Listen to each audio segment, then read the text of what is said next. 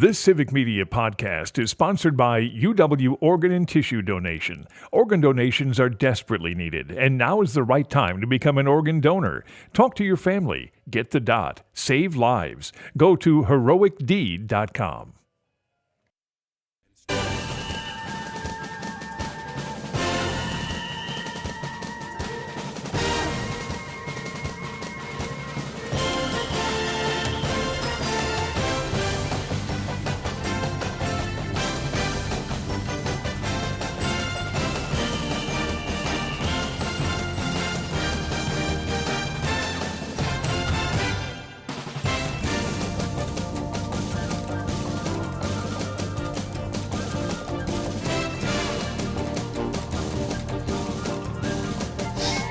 And good evening and welcome to another edition of the Big High School Sports Show presented by K5 Construction on 98.9 WXCO, online at bullfallsradio.com, mobile devices and Alexa by searching WXCO, and on the Civic Media app. I'm Chad Holmes, joined by former Wausau West head football coach Jason Foster.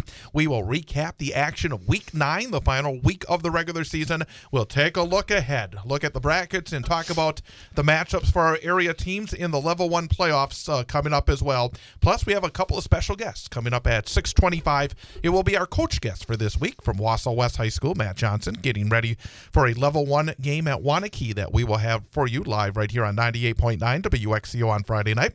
And then our student-athlete guest coming up at 7:06 from DC Everest, their quarterback, senior Logan George. So he'll be our student-athlete guest coming up at 7:06 this evening.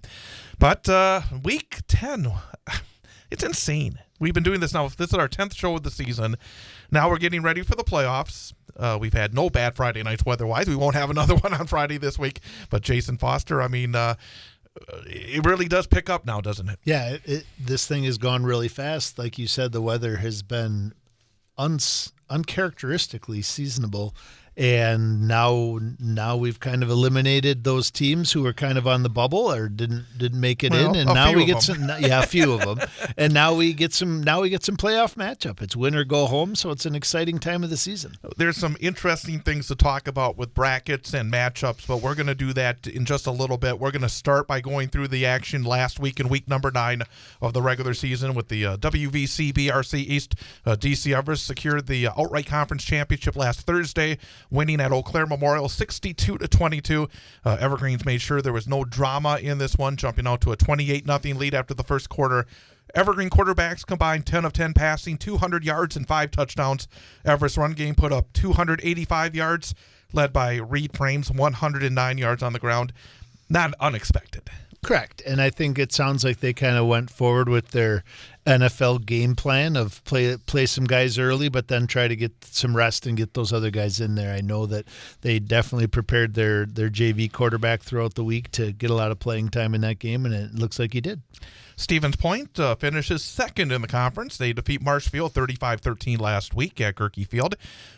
Stevens Point 6-3 overall, 5-1 in the conference. Marshfield 4-5 and 4-2. Marshfield actually led 6-0 after one quarter. Then Stevens Point scored 21 points in the second quarter, pulled away for the win. Grant shot in 10 of 14, 117 yards, a touchdown, added 17 rushes for 127 yards and 2 scores. Johnny Matthews continues his good late season play, 19 rushes, 135 yards and 2 touchdowns. Chase Robinson, the Marshfield quarterback, was 9 of 16, 122 yards, a touchdown and a pick. And Brooks Hinson, we haven't said his name very much recently, but he had 4 catches, including a long touchdown, 93 yards total in the game. But Stevens Point, again, bounced back. We talked a little bit. It was not an easy one after that big game against Everest. Had a bit of a slow start, but in the end, pull away for the win. Yeah, I think one of the things we've talked about it with Spash almost all season, but they continue to do it even in real meaningful games like this one, is the real balanced attack.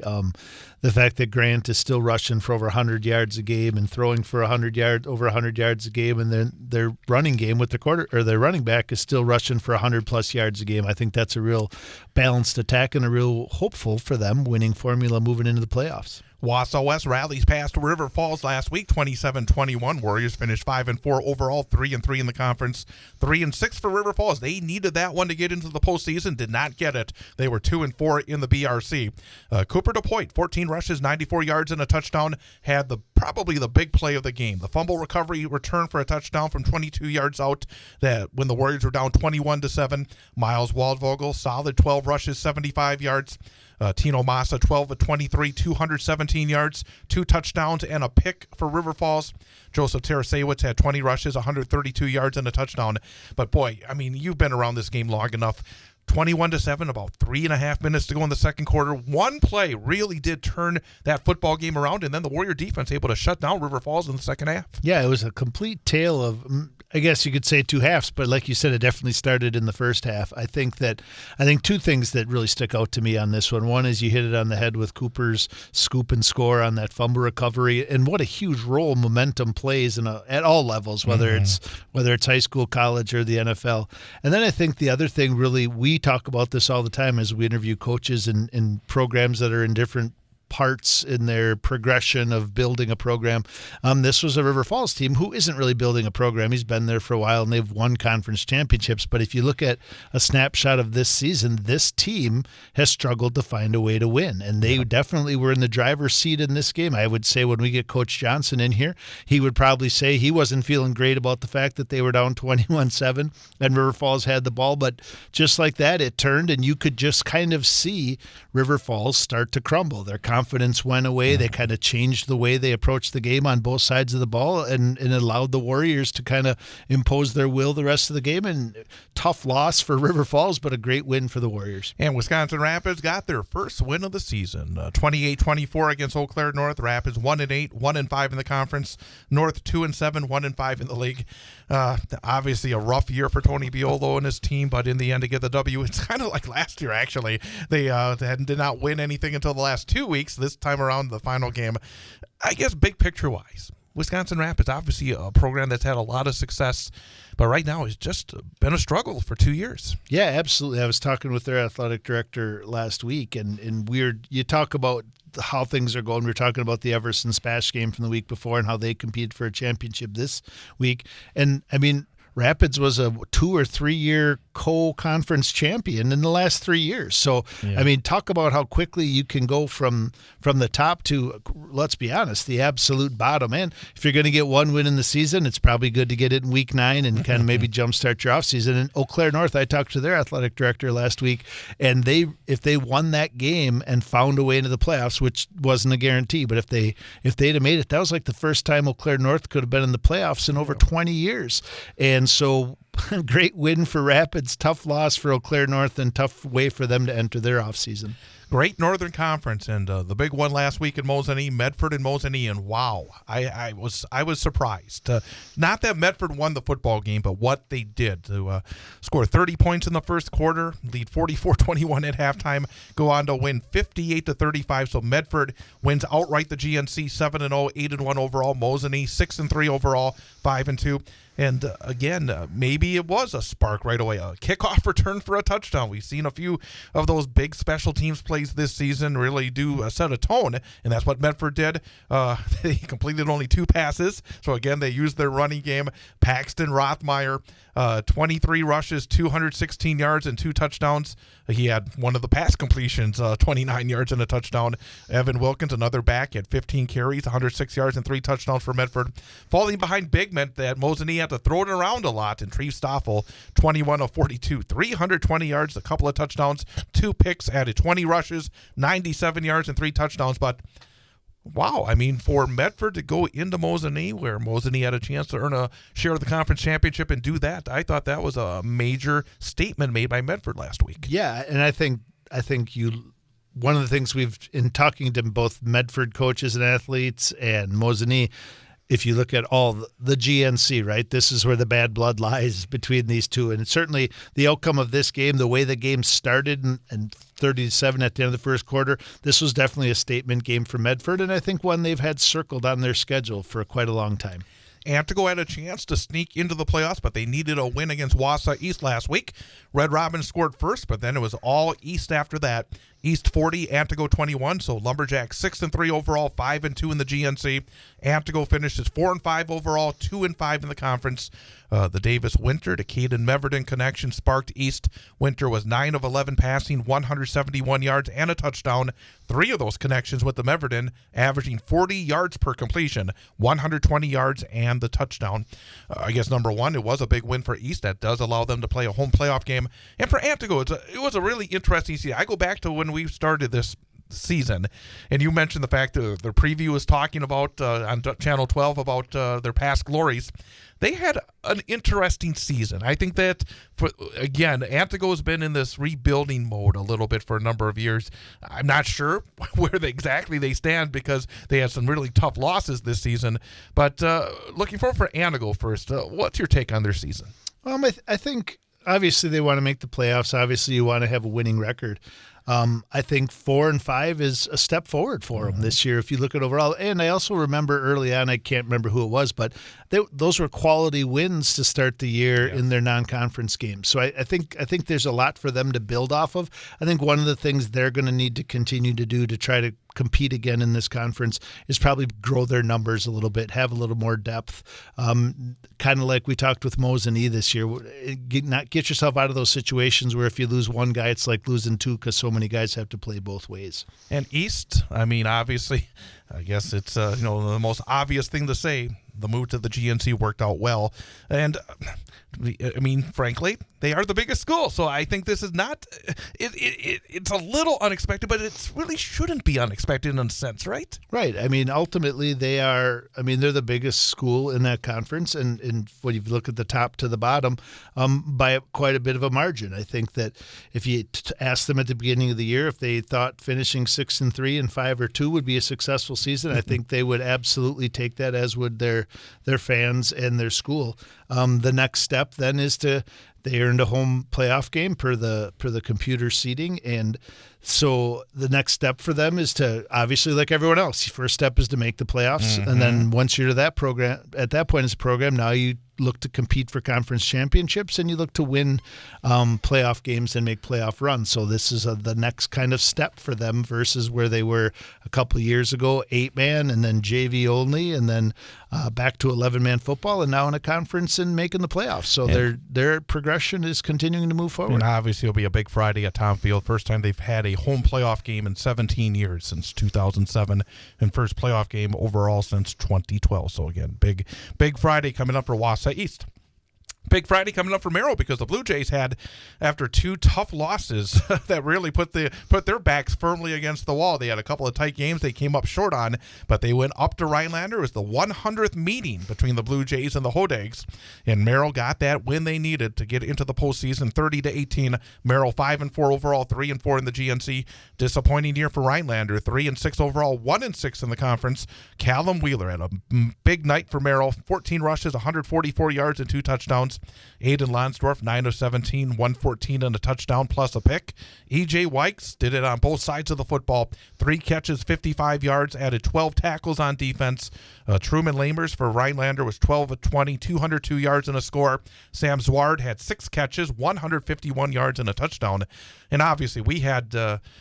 we talked about Merrill right away this season, and had the coach on for week number 1. And I'm going to share a little secret. When you're asked to come on in week number 1, it means that we don't have high expectations. It's nothing against the program or anything else, but Merrill had struggled last season. They did not win a game in the regular season. What they've done this season has been just stellar, hasn't it? Yeah, absolutely. And I think in talking to both some people from Merrill and some officials done games, they kind of maybe even shot themselves in the foot a little bit and kind of robbed themselves of an opportunity to have a couple more wins. Those matchups in the GNC this year were so close, and they kind of put themselves behind it a little bit with some poor decisions and missing some players and stuff like that. So being 5-4 overall, I kind of go back to that win against Osceola that they had, which probably very few people gave them a shot to win at that. So being 5-4 overall, making it back in the playoffs, I would say they've checked a lot of boxes on their preseason goal sheet.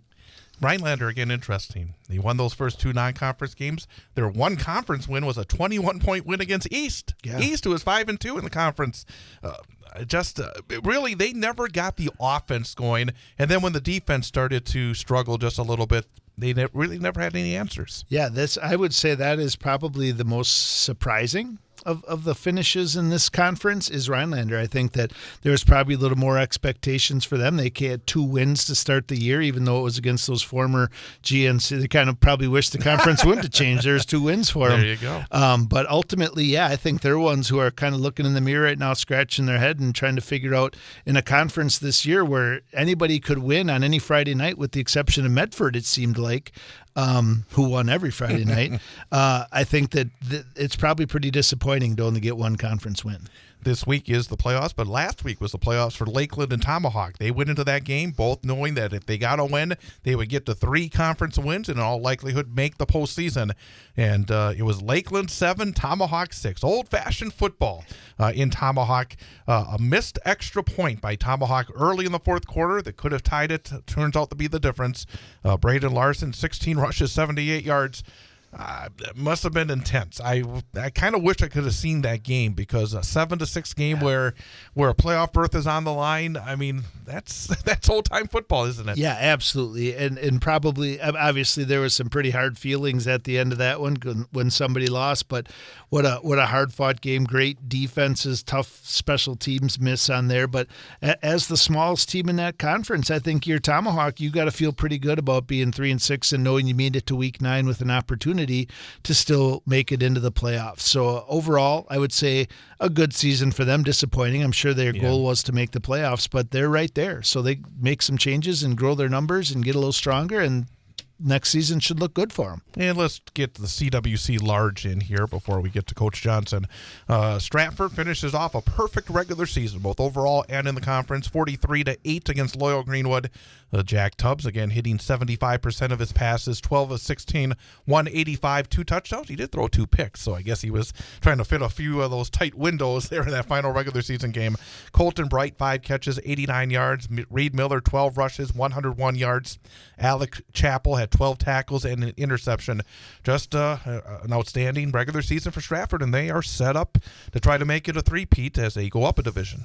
Yeah, I think that they took care of business again. You look at the attempts, both passing and rushing for some of their stars, and obviously it looks like they probably played about a half a game, if that. But I don't know. When we look at stats from week to week, you take all of the conferences, the Valley and the GNC, the CWC large, and I mean Jack Tubbs probably has to be considered right up there with any player from any team in any of these conferences. His play this season has been so incredibly consistent, and they're looking for a third state championship, and like you said, up a division. So he seems like he's in a very good spot right now as they head into the playoffs. Wittenberg-Burnhamwood wins in Amherst. You talk about a nice way to finish off a regular season. That was it for the Chargers. Whitburn 28, Amherst 19. So Wittenberg-Burnhamwood 7-2. Winners of 7 of their last 8 games. Their only blemish was a loss to Stratford. 6-1, finishes second in the conference. Amherst 7-2, 5-2, but they lost their final 2 games. Obviously, Stratford and Whitburn, very tough opponents. Bryson Schmidt, 23 rushes, 126 yards, 3 touchdowns. Boone Shire, 12 tackles for Wittenberg-Burnhamwood. Aiden Nerdahl had 23 carries, 98 yards, and 2 touchdowns for Amherst. But that's a significant win. In the end, they're both a number 4 seed in the same division, but at the same time, for Wittenberg-Burnhamwood, again, it's just another brick that they've been building for the last half dozen years or so. Yeah, I think they're playing really good football at the end of the season. You kind of look at, we talked earlier about momentum, and you look at an Amherst team who, great season, 7-2, 5-2, but going into the playoffs with 2 losses against really good teams, and that Wittenberg coming into the playoffs with a nice little run, 7 of their last 8, and kind of probably feeling really good as they head into the playoffs. So good game. Congratulations to Wittenberg on taking that next step this year. Wyowega Fremont's played some pretty exciting games recently. They had that last-second heartbreaker against Amherst a couple of weeks back, and this time they win at the end, 35-34 over Colby. Wyowega 5-4, 4-3 in the conference. Colby 3-6, 3-4 in the conference, but good enough to make the playoffs. Wyowega Fremont led 28-14 at halftime. Colby then rallied, scored 3 touchdowns to lead 34-28 before Wyowega pulled out the win on a 5 65-yard touchdown pass from Cameron Zilke to Carter Bertishaw. Zilke, 12 of 21, 224 yards, 2 touchdowns, 12 rushes, 87 yards, and a score. Bertishaw had 9 catches, 156 yards, and a score. Brody Vigut had 21 rushes, 157 yards, and a touchdown for Colby. Gavin Voss added 19 rushes, 84 yards, and 2 touchdowns. Again, it looked like a fantastic football game. A game that when you have those momentum turns where it looks like, Iowega's in pretty good shape. Saw Colby come back. Really, really good football game. Yeah, great Week 9 matchup against 2 really good conference opponents, playoff berths. Ultimately, they both made it, but one comes in the front door, one kind of steps into the playoffs through the back door. So great high school football game, great way to end the season for Iowega Fremont. Marathon finishes off a very tough season, injury-prone season, but a very impressive performance at Spencer Columbus. Marathon 46, Spencer Columbus 14. Marathon 3-6 overall, 2-5 in the CWC Large. Spencer Columbus 2-7, 1-6. Truthers put up a big night, 17-23, 220 yards, 2 touchdowns. Added 17 rushes, 64 yards, and 3 touchdowns. Cody Radke 10 catches, 106 yards. Garrett Bracewell 4 catches, 91 yards, and 2 touchdowns. Ryan Winkler, the coach, he finished off with a win, and he let me know today that he's retiring from his position at Marathon. I had a chance to talk to him before every game this season, last number of seasons. He just wanted to let me know about that, and I said, I'm sorry to hear it. I've always enjoyed talking to him, but coaches don't often get a chance to walk off with 46-14 victories to wrap it up, and obviously you've been through it, where those kind of seasons where you just lose so many cogs, and then you see what they did last week. It's almost like, well, this is what we could have done. Yeah, yep. I mean, losing True so early in the season like that, and lost some other guys along the way, but obviously what a difference maker True Thurs is. Probably one of the highlights to me on the last 2 weeks is seeing his name back in these stat sheets, knowing that he was able to get healthy enough to get back in there. Garrett Bracewell probably super excited to see True Thurs back in to get his name, but Coach Winkler's done a great job.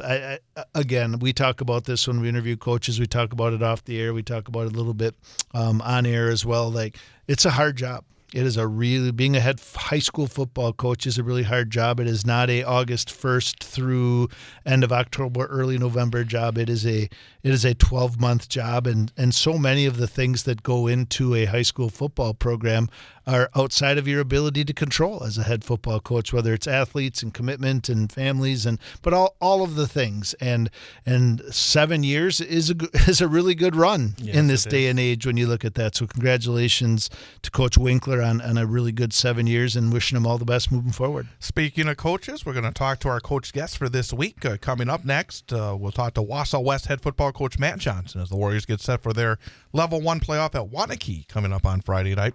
Big High School Sports Show brought to you by K5 Construction, a family-owned and operated custom builder in central Wisconsin that stands out from the rest for its commitment to quality and excellence. From design and planning to final construction, K5 Construction delivers superior results on every project. Coach Matt Johnson of the Wausau West Warriors coming up in 1 minute here on 98.9 WXCO. Friday night, it's playoff football for Wausau West as the Warriors take on number 1 seeded Waunakee. Hear all the exciting action live on 98.9 WXCO, online at BullFallsRadio.com, mobile devices and Alexa by searching WXCO, and on the Civic Media app. Coverage begins with the pregame show at 6:35 and the opening kickoff at 7 p.m. Wausau West Sports on 98.9 WXCO is brought to you by the Cloverbell Credit Union, Red Robin Restaurants, Sun Printing, the Wausau West Athletic Department, North Star Restoration, K5 Construction, and Coast to Coast Marketing.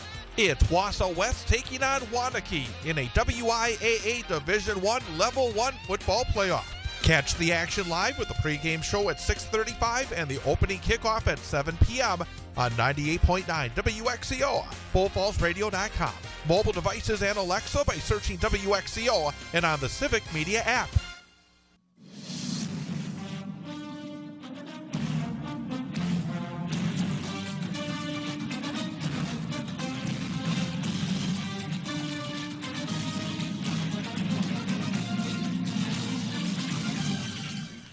And welcome back. Big High School Sports Show, brought to you by K5 Construction on 98.9 WXCO.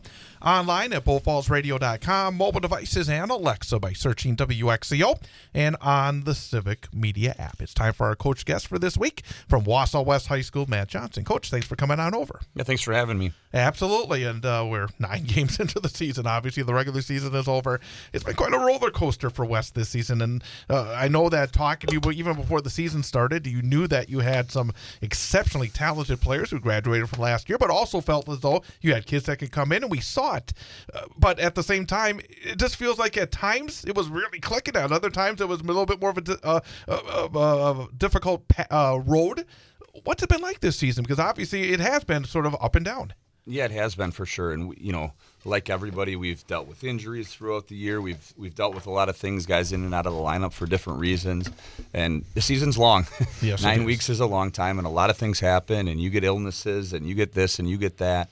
And, those things are tough to fight through sometimes, and it sometimes shows up on Friday nights in ways you don't want. And right now, though, I think, we found, at least at the end of this roller coaster, we've kind of found a way up here, and we're playing pretty good football the last couple weeks, coming off last week's win against River Falls. So we feel like we're in a good place right now, even if it's been kind of a wild road to get there. Well, consistency is hard when you have 3 different quarterbacks that play in the first, month of the season. How much did that affect maybe how the season got underway? You had, again, a really nice start up in Superior. I thought you played very well for a big portion of the game against a good Hudson squad, and then you, in week 3, won again. But then losing not one, but then losing 2 quarterbacks, and then being forced to go into a very young quarterback for that big game against DC Everest, who he played exceptionally well, but still going through 3 quarterbacks that quickly had to be difficult. Yeah, it really is. You're trying to get each one of those guys ready, and when you're trying to catch those guys up on kind of your base stuff and your regular stuff and make sure you're playing to their strengths a little bit, maybe you're not moving forward the way you would want to offensively sometimes. You can't develop your offense and keep going the way you want to because you're kind of backpedaling, and then maybe you have a different running back in, or we've kind of bumped our running backs around a little bit too this year. So it's just been kind of chase your tail a little bit, make sure everybody's caught up, and I feel like that Eau Claire Memorial game kind of spurred us a little bit. Everything kind of went well for us on offense, and then last week we played very well again. Coach, you mentioned chasing your tail a little bit. You've had a lot of success during your time as head coach, some 8-1 season, 7-2 season, conference championships. What is the difference from a head coach standpoint? What's the difference between an 8-1 season, which you've been part of, and a 5-4 season? Well, health is a big factor in it for sure. There's some things that are out of your control there, and we stayed really healthy in those 8-1 seasons. And last year we kind of limped to the finish line, and you would probably have to at least acknowledge the point that we were without Ray and we were without Bryce towards the end of the year, and amongst others. But so that's a big part of it. That's the big difference. And depth is always a big thing on teams. And if you don't have, we have a pretty small junior class. We have about 11 kids. 13 kids, in our junior class. So you don't have the same type of depth, and you don't have the same type of maybe competition all the time. And so when you lose 1 or 2, you're filling some holes, and guys have to go both ways. And our guys have done a really nice job of that all year, being willing to jump in on the other side of the ball. And so we fought through it, but I think those 2 things are the big things. I get 2. I'll give you 2. So talk about last Friday's game. Like the mindset. I've had this conversation. I think you and I have had it, but I've had it with a lot of people too. What was going through your mind when it was 21-7, still in the first half, and River Falls had the ball? Like walk me through that, and then kind of talk about how it went from there and what it felt like to kind of be on that roll. I mean, your season was a little bit of a roller coaster. That game was a roller coaster. Very much so. It's a nice microcosm of this season. But we honestly, my thought was, oh, crap. Like, they got the ball back. And I didn't think we were playing poor on offense. We just weren't getting some first downs. Defensively, we were kind of getting rolled. They were, I was kind of watching them just methodically getting in and out of the huddle and get another 6 yards, get another 8. And I'm going, holy cow. What are we going to do to slow this down? And our kids dug their heels in. Like, you need that one moment, that one thing to happen. And Cooper's fumble recovery after, I believe it was Marcus that ripped it out, it was a hustle play, and you saw that hustle play. You got 5 guys to the ball, so our guys never quit at 21-7, and that hustle paid off. Mark picking it, ripping it out of there, and then Coop picking it up. And the drive prior to that we moved the ball down the field, Cooper did a heck of a job as the running back. So it was kind of sweet serendipity, so to speak, for him to pick up that ball and finish that drive. He deserved that, and he earned that moment. And then our sideline just sort of, it just breathed new life into us, and that's momentum. Momentum is hard to get, and it's hard to stop. And I think we got it there. We went in the locker room up, down 21-14, but now didn't feel like we were out of the game. And I talked to their coach before the game and just kind of asked him, like, how do you guys only have 3 wins? I see talent everywhere across the board. And he kind of said to me after the game, he's like, that's why we have 3 wins. They didn't respond to their adversity quite as well as we responded to ours. You mentioned, Cooper DePoit on that play. You mentioned Marcus McDonald on that play. And you just mentioned it previously about the number of kids playing 2 ways. And I was talking to you last week, and it was interesting that, in your plans, you say, I don't want them to play 2 games, meaning 1 game on offense, 1 game on defense. You want to try to limit it to a game and a half and try to make sure that they are able to get through Division I football and be there in Week 10 and Week 11, whatever it may be.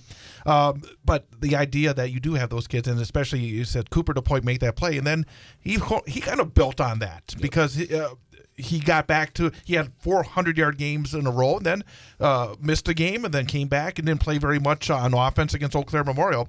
Did he build on that with that defensive play? Did that build for him on offense, and maybe for some of these other guys that play both defense and offense? Yeah, I think you nailed it right there. I think he felt that, and he kept rolling. Cooper's a competitor. He wants to be out there on every single play. The hardest thing about my philosophy on a game and a half or giving those guys breaks is a lot of those guys don't want to come off the field. Marcus won't let me take them off the field. DeAndre jumps out there whenever I ask. Will McCorson is always standing next to Coach Wimmer, begging to get back out there. Bennett's willing to go out on defense. These guys are all just, every one of them that we asked to go both ways would do it the whole game if they were asked to. Ethan Sillers is a guy that's always chomping at the bit to get out there on defense. So, yeah, Coop's a competitor, and he definitely fed off that. I thought, we put him in to run that little screen, and he broke about 17 tackles and got us a first down on that prior drive. And so I think all of that built up for him. But if you're asking for a guy to compete, there's not a lot of guys that are going to compete harder than Cooper, and I think he showed that. Yeah, one of the things, like, we've talked about a lot of the big plays in that game, but being generally in the area of the sideline for a lot of the game, and seeing the little things too that make such a big difference in that game that people probably don't talk about or remember. But after they scored their first touchdown, I assumed intentional, they did that little kind of pooch punt or pooch kickoff, tried to get it over our front row or whatever, and to watch somebody like your outside linebacker like Cullen Quantz being on his toes and smart enough to field that play. Jacob Sassman got kind of beat on that. I mean, obviously they have a D1 tight end running down the middle of the field and kind of got beat, but then never gave up on it and caught him from behind. I mean, just little plays like that, I think, play a big role in it as well. So who are some of those other guys, maybe your less celebrated guys who've kind of done nice stuff like that all year long? Well, we talk about that stuff in homeroom with Cullen Quantz, so he's homeroom 233. So, Cullen's definitely one of them, and just guys like, you go back to our offensive line, guys we don't talk about a lot. Cole Hendricks, Mason Vahoviak, those guys are two-way starters for 2-year starters for us. They don't get a lot of fanfare, they don't get a recognition, but both of them are playing their best football of their careers right now, and that makes a big difference. Ethan Sillers, Quentin Totsky on that side of the ball as well. Shea gets his touchdowns and gets his recognition, but then you flip over to the other side of the ball, and through all this conversation, we haven't even been able to say Miles Waldvogel's name too much, and we talk about Coop being a competitor.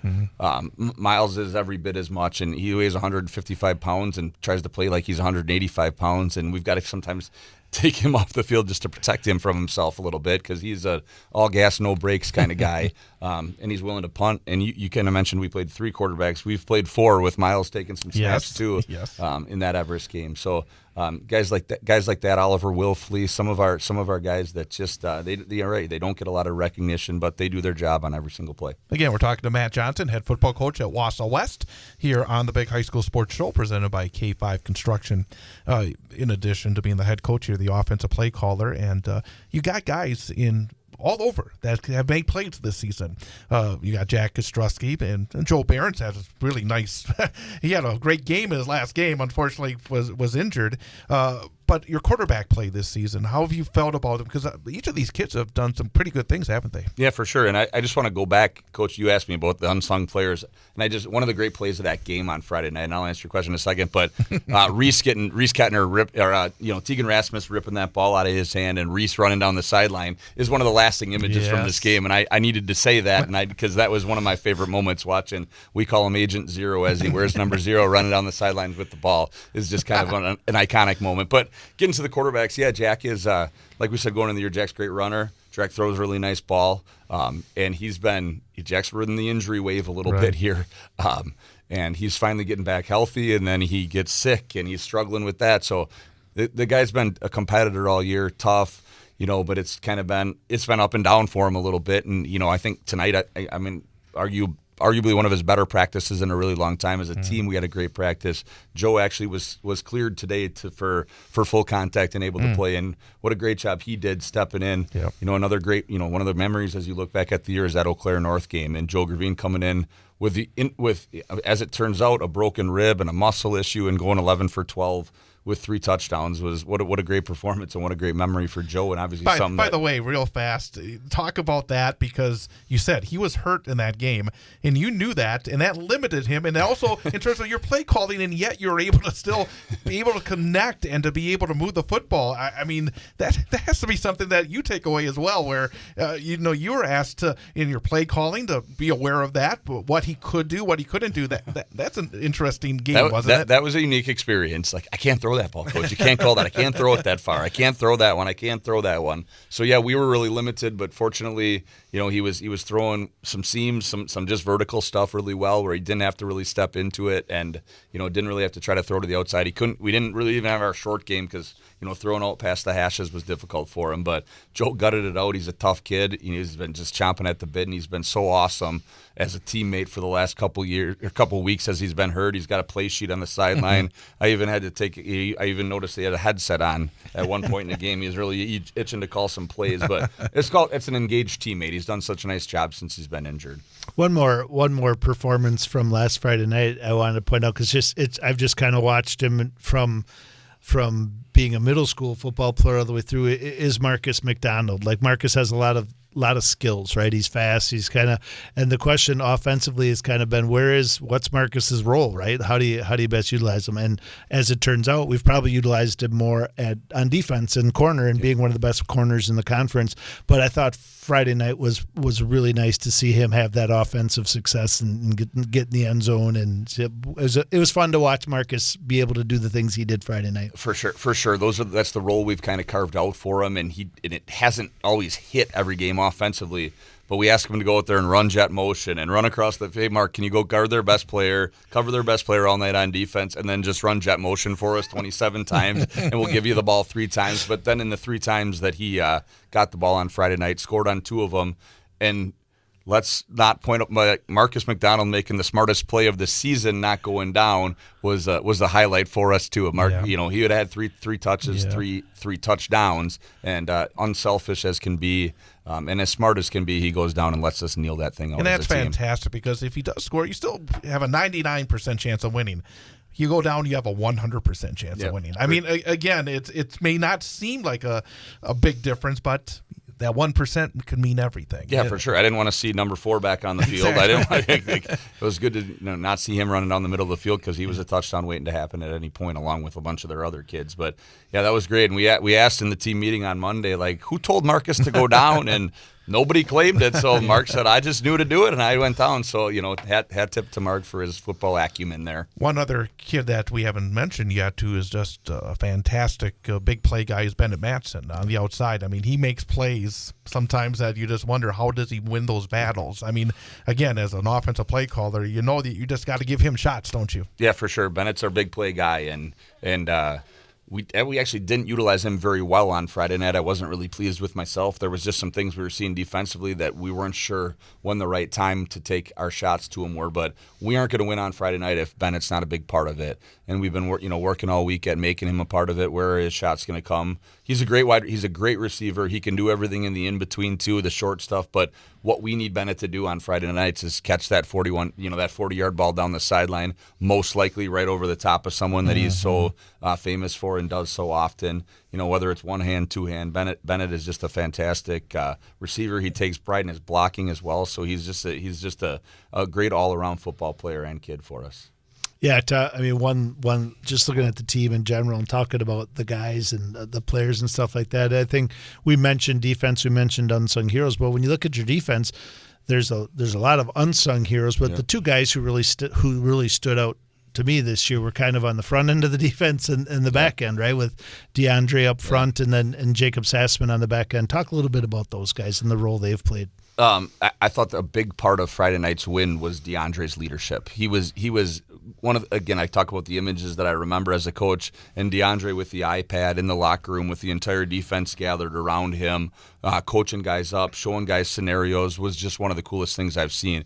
He's an all-in guy, like I said, always willing to come. But our defense starts and ends with DeAndre and the attention that he receives up front, and he's always in there making plays anyway, splitting double teams and just coaching guys up. He's a great leader for us. And on the back end then, we knew we had a good athlete. We knew we had a good football player in Jake Sassman, but I didn't know we had this. I don't know that anybody really did.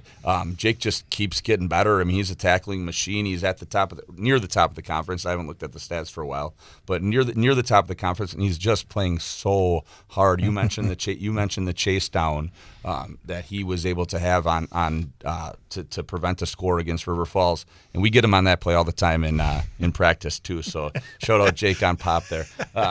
But no, he's just been so good. He plays so hard. Every time somebody arrives with bad intentions, it's probably number 36 coming from a long ways away. So just super proud of what he's done. And again, you mentioned those unsung heroes, and I've thrown a lot out, but Marcus does a great job on the other side. And then we have Ryder, who's weighs in at about 125 pounds. You saw him be willing to come and stick his nose in there on Friday nights. And as a senior, that goes a long way when you see a little guy like that's willing to throw his body around, and he plays a lot bigger than his size. So that's another good one. Let's talk about the playoffs before we talk about your specific matchup. You always wonder where it's going to end. How are the 8 teams going to kind of get grouped together?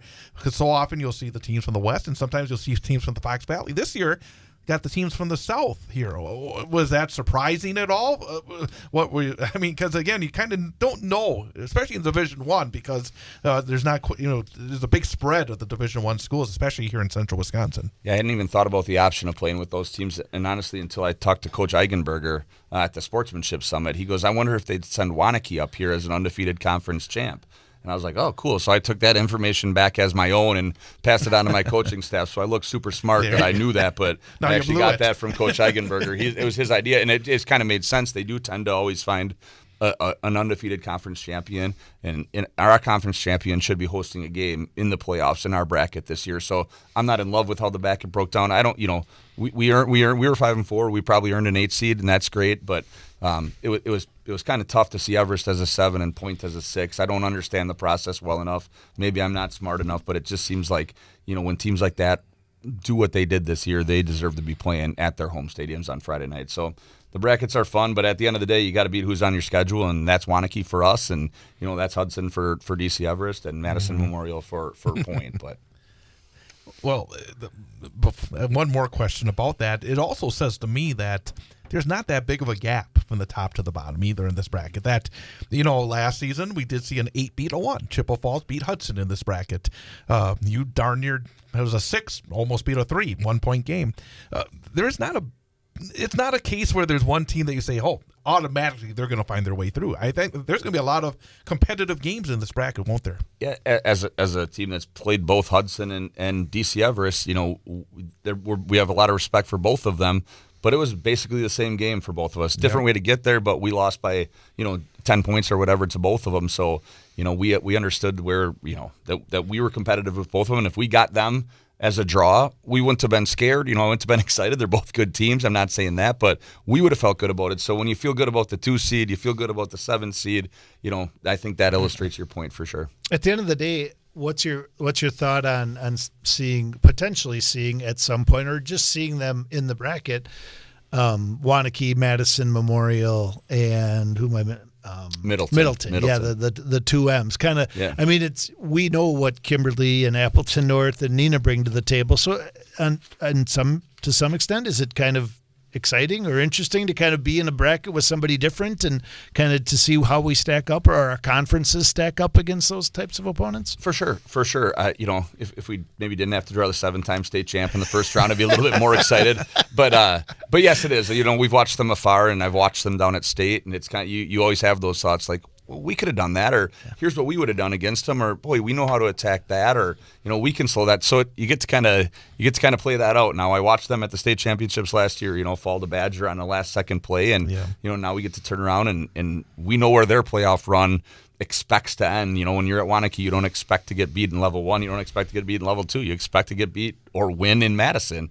And we get to be the first team that challenges them, and that's pretty exciting. Well, in terms of me, I've been taking a look at Waunakee, getting ready for Friday night's broadcast, and you don't see the percentage of pass completions being that high when you throw as much as they do. They got a good running back. A receiver scored 10 touchdowns. It looks like offensively they got a lot to worry about for you guys. Yes, they do. They have a 3-year starter at quarterback, and obviously with some state championship medal, and that matters a lot. He's won a lot of playoff games, and he's a tough kid. And I think to your point, I think he's completing over 70% of his passes, which is pretty impressive. And I think their offense kind of starts and stops with him, but then has a ton of talent on the outside. Number 2, their receiver has caught a ton of balls this year.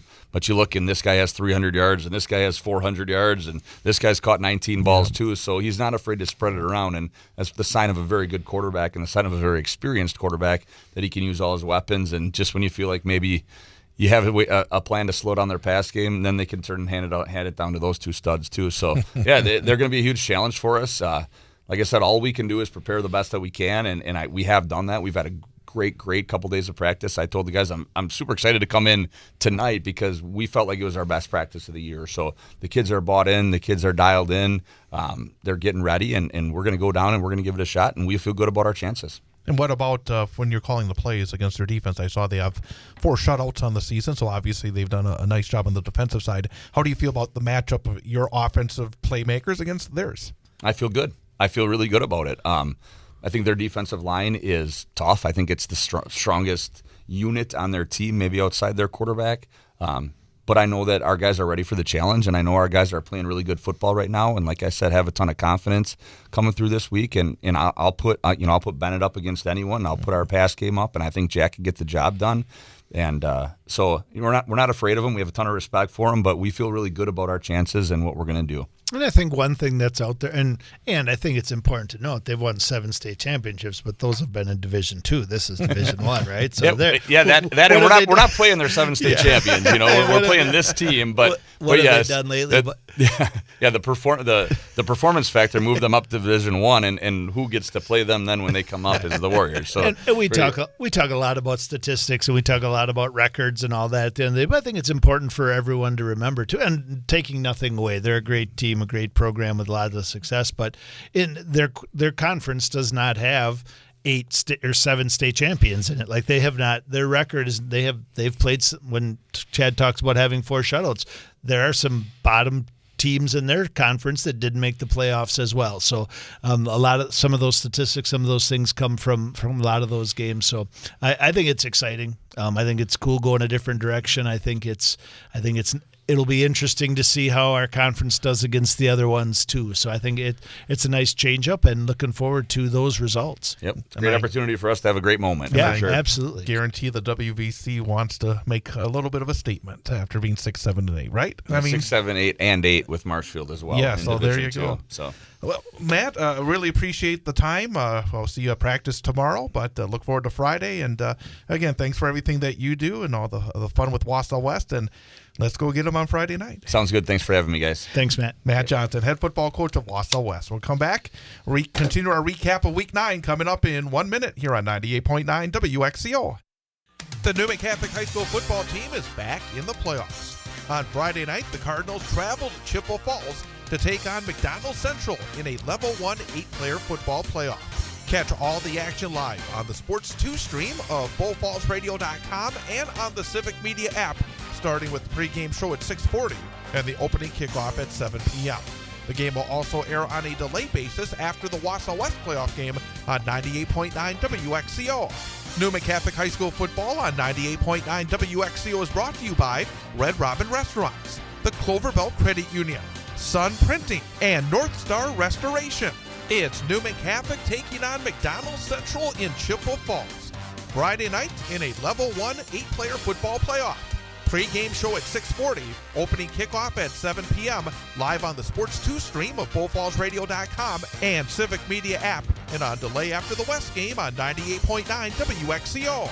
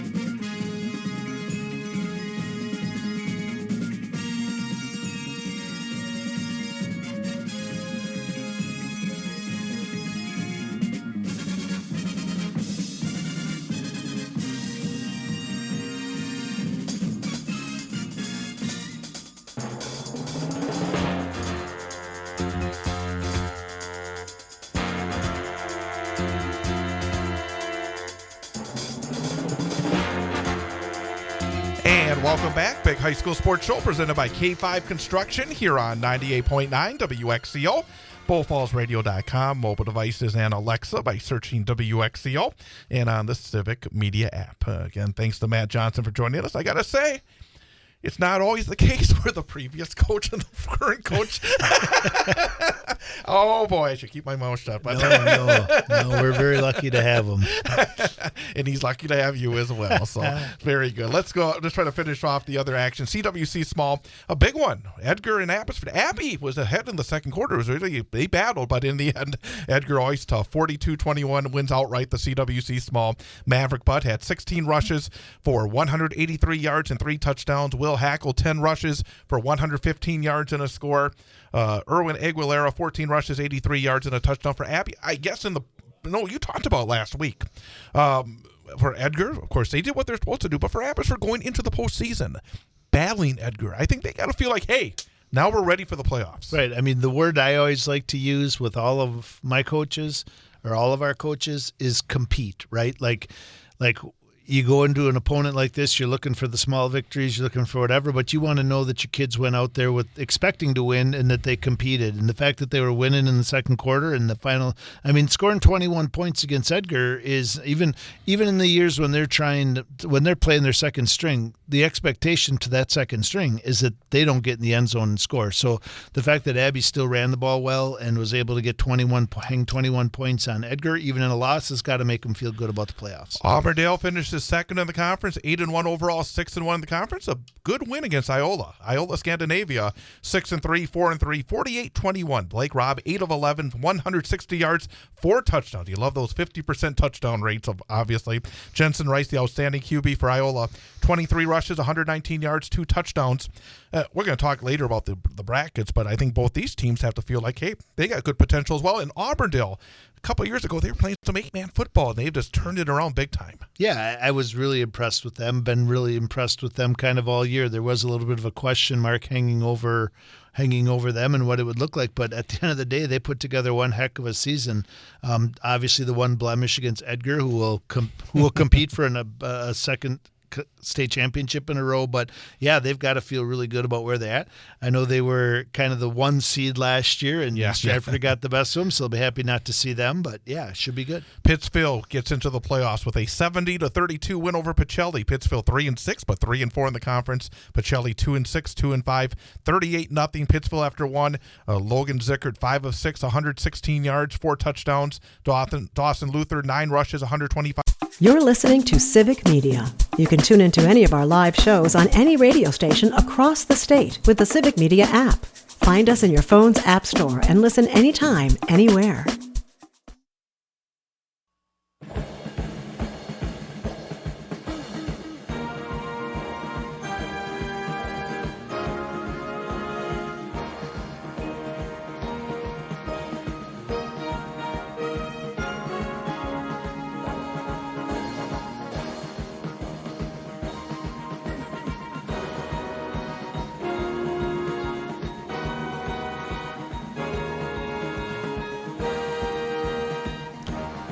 And welcome back. It's the Big High School Sports Show presented by K5 Construction on 98.9 WXCO. Online at bullfallsradio.com, mobile devices, and Alexa by searching WXCO, and on the Civic Media app. And as we do every week, we start off hour number 2 of the show with our student athlete guest. And from DC Everest, conference champions this season, getting ready for a playoff trip to Hudson on Friday night. Very happy to welcome back to the program senior quarterback Logan George. And Logan, thanks for coming on by. Yeah, thanks for having me. Yeah, we had you last season, and this season you just continue to build on the success. I guess number one, winning the conference championship this season. First-year head coach.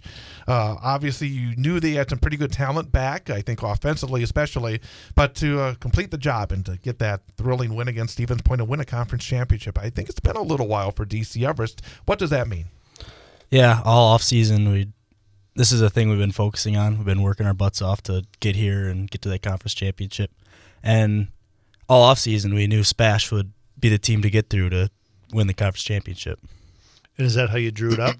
Yeah, it really is. It couldn't have been any more exciting. It was like the perfect game and kind of created the perfect memory for you guys as well. We had Coach on last week and obviously did a great job. Obviously, he's done a great job since taking over. One of the last questions I asked him last week was, what's it been like being the first, for lack of a better term, with no negative connotation, being kind of the first outsider to coach DC Everest in a long time, right? Because it was Coach Stefan Hagen, and then everyone else who's coached since Coach Steph has had a very tight tie to him, coached for him, played for him, all those things. And so kind of talking to him about what was it like carrying on some of the incredible DC Everest traditions as well as kind of putting his own spin on it. What's it like for you being a 2-year starter, being such an important part of this team and kind of doing it under the old with Coach Strelo, who did a great job. Nothing against the way Coach Strelo did anything. I love him as coach. But then with the new coach, what's it been like kind of playing under both umbrellas? Yeah, so to start for the history, my dad actually played for the team, 96, the state runner-up team. A little soft subject. Very nice. But, yeah, I think Coach Mitchell, he's done a great job so far. He's brought new energy to the program, being one of the first outside coaches. We had to fill him in on the history of the football team, and he got to understand that DC Everest football used to be like the big deal, and he wants to bring DC Everest football back to top dog. Talk about the offense that Coach Mitchell runs, and obviously he was there last year and back here this year, and we were talking during the break about how, one night you can throw for 400 yards. You can have Blake Bankston run for about 300 another night. You got wonderful receivers. You got tight ends that are part of your offense. I imagine it's a lot of fun to be part of such a talented offense with the ability to do so many different things as the quarterback. Can you describe maybe how you look at this offense, your role within the offense, how you look at things on a day like you did against River Falls where you just handed it off a lot in the second half because your team was running it down their throats, or on a night like Chippewa Falls where you're forced to come from behind to be able to throw the football so effectively? How do you look at this offense? Yeah, I think it just shows the talent and hard work of our guys out there. I mean, our O-line can block up for 300 yards on the ground, and our receivers can go get 350 yards in the air. I mean, and it's a tribute to the coaches, all the hard work they put in the film rooms and preparing us to have a good game plan and let us succeed out there. We talk a lot on the show about statistics, right? And quarterbacks and running backs and receivers and all, and as we should. And those guys do a lot of really great things. Tell me about your offensive line. Tell me who those guys are and what makes them special and what they put into it. Yeah, I mean, we got a freshman on the line right now, Chris Ferrario. He busts his butt every day. And left tackle, we got Oscar. He gets the job done all the time. Jake Higgins, he's been battling some injuries, but he shows up and works. Will White, right guard, he filled in for a starter, so he's kind of backing someone up right now, but he's doing a heck of a job. He's doing amazing. And then right tackle, we got Ian Cole. He has played D-line his whole life, and this senior year now, he's switched to right tackle, and he's doing a good job and learning everything and filling in. And those guys worked their butt off. I got to give it to them. I think one follow-up on that a little bit, piggybacking off of something you just said there, is when we talk about can run the ball or pass the ball, Blake, incredible running back, guys like Xavier, incredible receiver. You as the quarterback obviously love to, like any good quarterback, loves to chuck it. In order to be successful, and then talking about how your right tackle used to play defense and got switched over. One of the ways you win a conference championship is not only by having good players, but having selfless players, right? Guys who are on board with everybody's success and don't need that spotlight on them. Is that something you kind of see as a trait or characteristic of this team? Yeah, 100%. I think all the guys understand that the stat we care about is the wins and losses. I mean, the receivers understand that they're not going to go for 300 every game and we're going to run the ball. I understand that I'm going to hand the ball off and Blake's going to go make plays and we're going to go win games. So I think that's just, everyone understands that, yeah. Again, we're talking to Logan George, DC Everest quarterback, here on the Big High School Sports Show, presented by K5 Construction. It's easy to talk about the 7 wins you've had this season. I want to ask you about the 2 losses. You had the opening game against an exceptionally good Rice Lake team, and then you had the game at Chippewa Falls. What did you find out in those 2 games that's going to help you now that you're starting the playoffs? Yeah, so to start off, the Rice Lake game, that was a great eye-opener. There was a ton of good things that happened in that game. I mean, we were right there for the first half. We were right there, and then second half it kind of got away from us, but we learned a lot of good lessons in that, and in our wins that we showed that we kind of learned from that experience. And then Chippewa Falls, we got down quick, and we were 30 seconds away from coming back and winning that game, so... I wanted to ask you about that game because you said it. You fell behind early. You're on the road against a solid team, and yet you showed that ability to bring it back. Did you find out something about your team that night? Yeah, I mean, what I found out is those guys don't give up. The O-line, they were tired. They were all puffing and puffing because the offense was out there so much. They don't give up. Receivers, they were running so many routes. I couldn't have done it. No way. Not the quarterback. But I mean, it just shows that those guys don't give up and they want to keep going. Going along with that, talking about Rice Lake and River Falls and Chippewa for you guys, the other schools have had Hudson, who you guys will see in the playoffs, and River Falls, Superior. Some of those. What do you think of the new conference? What do you like? What do you not like about kind of just seeing these different schools and then kind of playing them in those crossover non-conference games, so we actually get to see 3 of them each year? What's that been like, kind of establishing some new rivalries or playing some different competition than just the random kind of non-conference games that we've done in the past?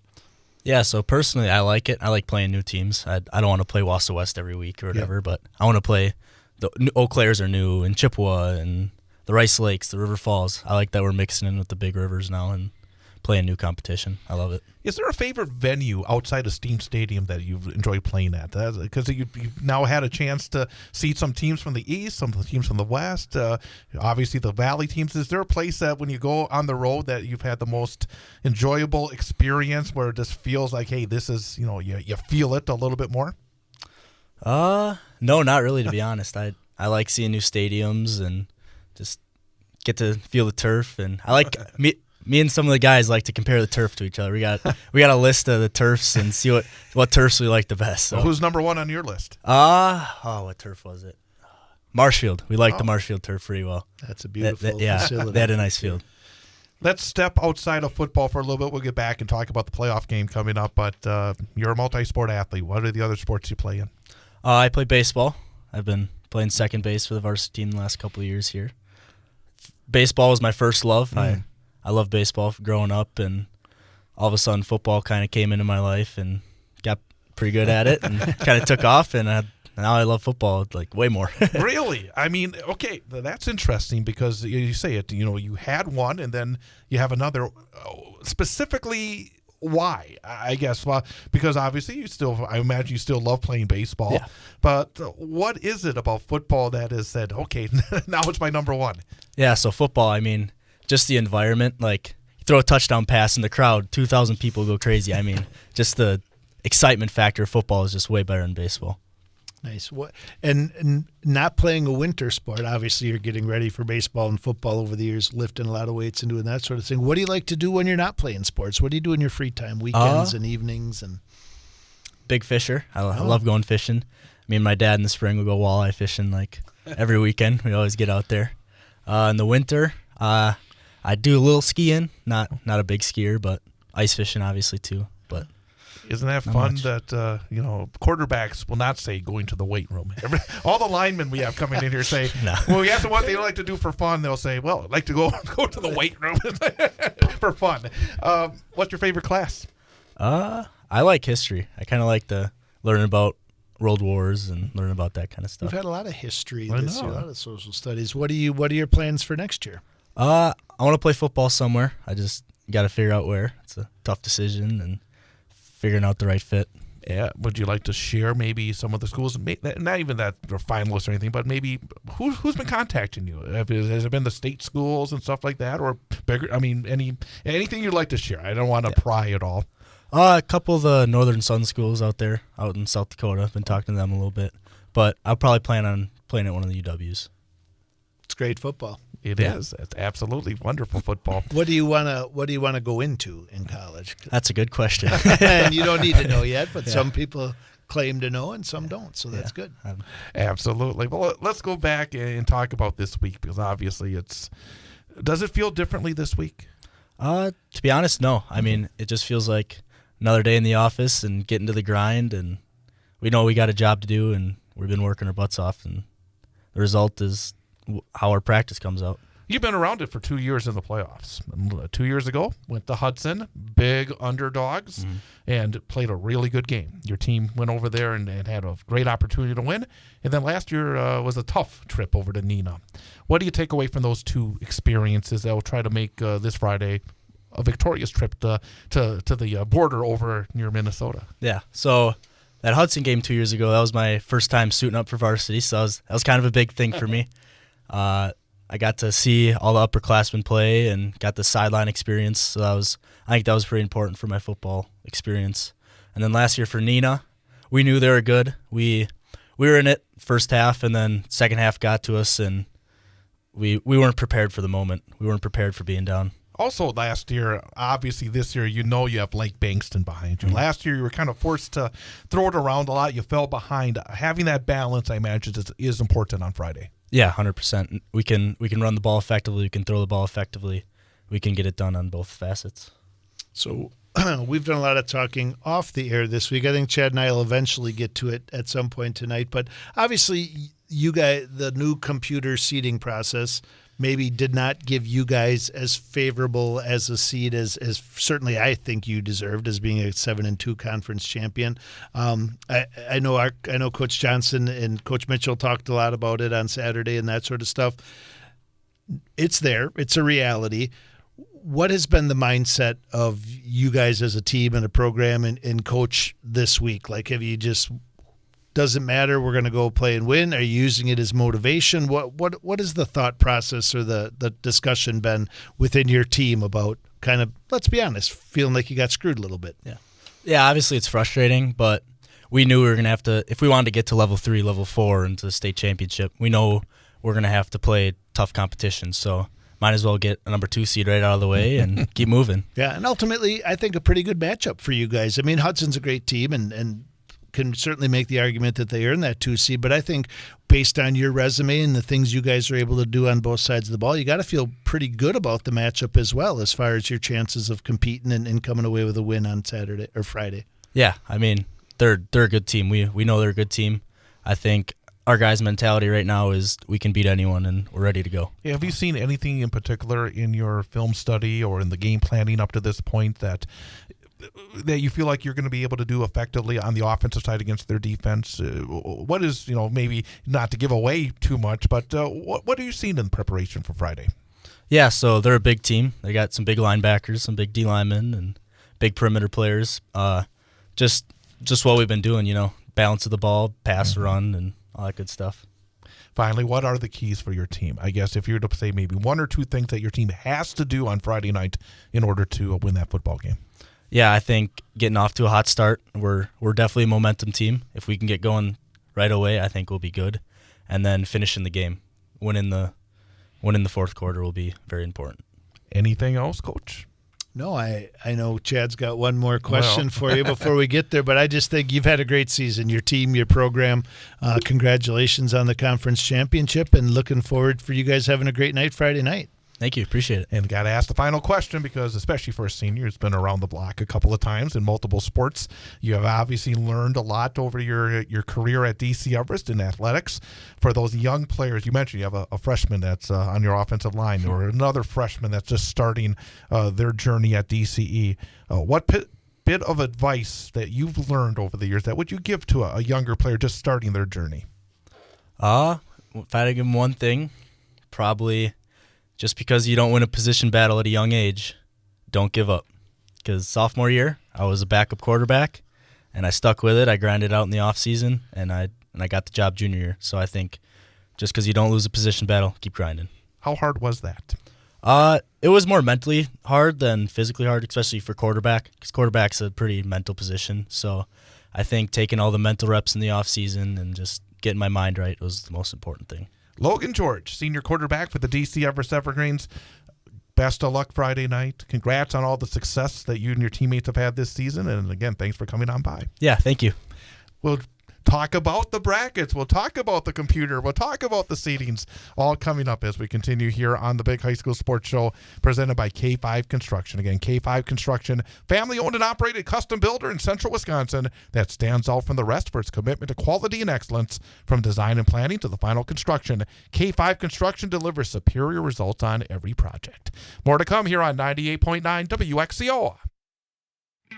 High school football playoffs are officially here, and we've got you covered with all the news and notes. I'm Travis Wilson, and this is a WisSports.net Minute brought to you by Just a Game Fieldhouse in Wisconsin Dells. More high school sports news after this.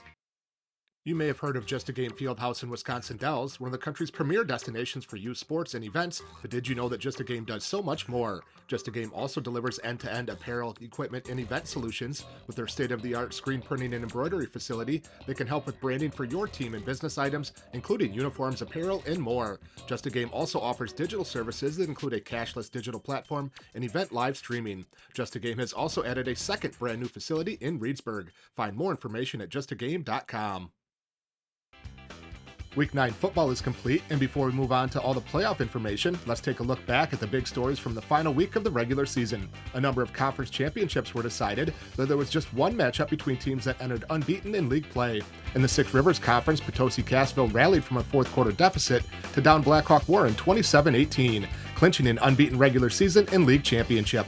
The reward for Potosi-Cassville, who spent the last half of the season ranked number 1 in the WSN D7 coaches poll, a 3 seed in their grouping, and rematch against Blackhawk Warren in level 1 of the playoffs. In the Quick Trip and Wisconsin Dairy game of the week, Beaver Dam went on the road and had no trouble with Port Washington, posting a 23-0 win to secure an outright East Central Conference crown.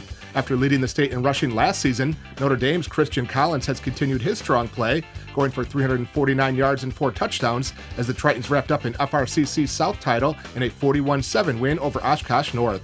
On Saturday, the WIAA released its 224-team qualifying field for 11-player football and 16-team bracket for 8-player. Head over to WisSports.net to get the full bracket, seeds, and matchups for your favorite team, as well as in-depth previews and analysis. This has been a WisSports.net Minute. Check us out online at WisSports.net.